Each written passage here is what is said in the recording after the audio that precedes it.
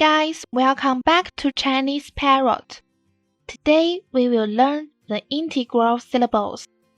Integral syllables are syllables which still pronounced like initials after combined with finals.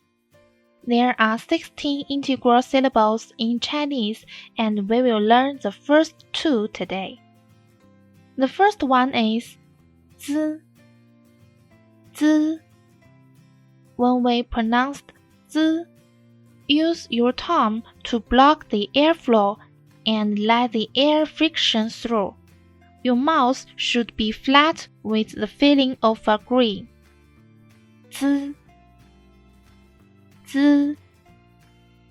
Let's learn the four times of z, z, z, z, z, z, z, z, z. Now let's learn a character made by z, z, z. It means purple. Let's read it together. Z, z. The second one is zh, zh.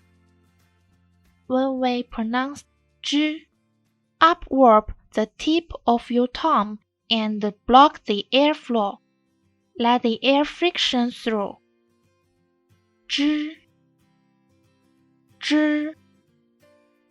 Let's learn the four times of zh, zh, zh, zh, zh, zh, zh, zh, zh.